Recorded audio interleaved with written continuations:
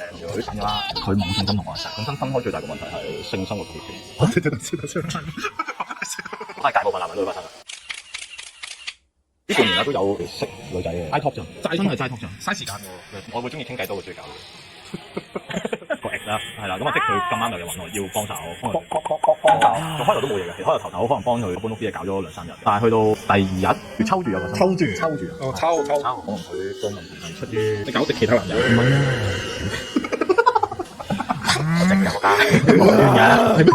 生活唔協調嘅時候係因為你冇同佢啊，定係佢冇同你？即係男人嘅弊病啊！如果一齊有一段時間，我都係大部分男人都會發生嘅，只不過係單約個時間點係幾時發生嘅啫。男人嘅古慣性一樣嘢就係，當你認為有啲嘢係好習以為常，係佢必然佢唔會走㗎啦，即係你會將個比重擺咗喺第二啲地方度，而將咁。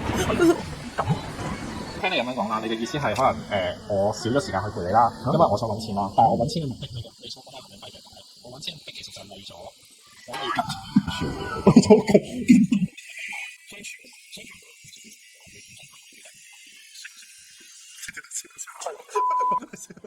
係你提出分手嘅，佢提出分手。咁但係我用我自己，喂我而家同你一齊啦。我同你一齊嘅原因係因為啲乜嘢？我以前我嘅 record 係咁樣嘅，你而家接唔接受我 record？我接受下一個就係你同我一齊之後，嗱我咧就而家真係事業心強嘅，你一定要預咗係咁噶啦。咁你放心，你有休息嘅，但係我都會長時間去陪你，嗰個時間就咁樣。如果佢即係雙方丟咗之後，再後續佢唔會理你嘅話，咁係佢有問題㗎嘛，講大話。即係我明明我應承咗我係咁樣 OK 啊，你嘅生活我接受到，但係原來一齊生活嘅時候，我接受到啲咁嘅生活咯。又有啲地方唔係嘅，不包括本公司嘅立場，只係純粹本台嘅意見。但係你制約嘅點係咩先？其實基本上都唔使諗啦，佢都唔會理你㗎啦。其實，即係你何必對佢去做咁多嘢咧？我同你都相識咗大概6至7年嘅，差唔多啦。我都抱住一個態度就係，其實永遠都救唔上一個生死嘅人。呢個係啦。我嘅建議聽完就係制約就繼續制約咯。我諗我都會，我都即係總之未去到佢去 post file 啊，判我，除非你有一日佢同你講，我唔得，我以後都唔想再見到你。係啦。但係我覺得，如果你真係好想同佢再一齊翻嘅話咧，我覺得你要俾嘅嘢唔係俾以前嘅嘢佢咯，你要俾翻現有嘅嘢，仲要真係有唔同咗，佢先會肯再同你一齊咯。咁要改變嘅話，你要知道你嘅問題係邊個位，你去改嘅時候，你知道點樣去改嘅嘛？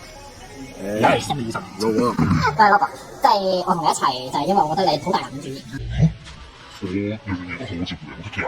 凍，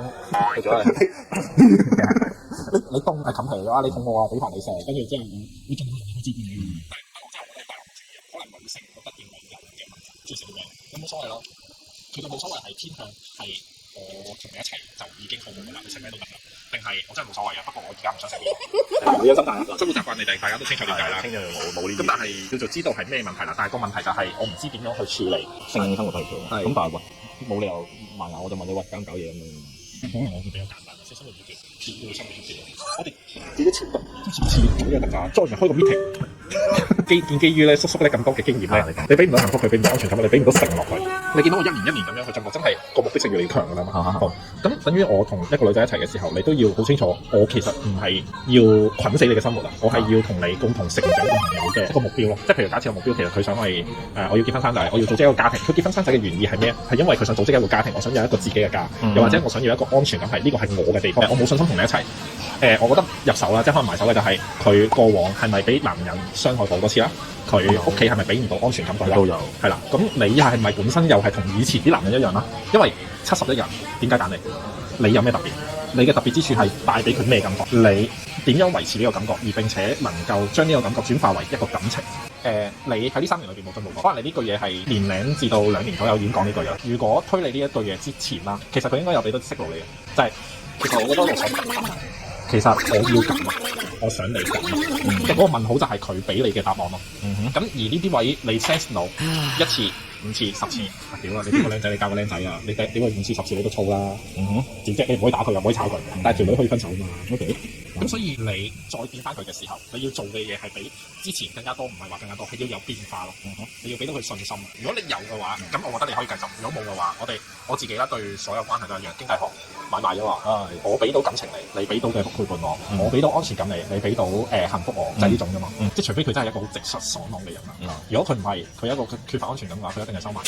佢收埋嘅話咧，你就要開始估，或者叫做開始要慢慢去揣測，真係去真心去了解，唔好用眼咯。聽完你咁樣講，真係多情自古空餘恨，此恨年月無絕期。攞出嚟親。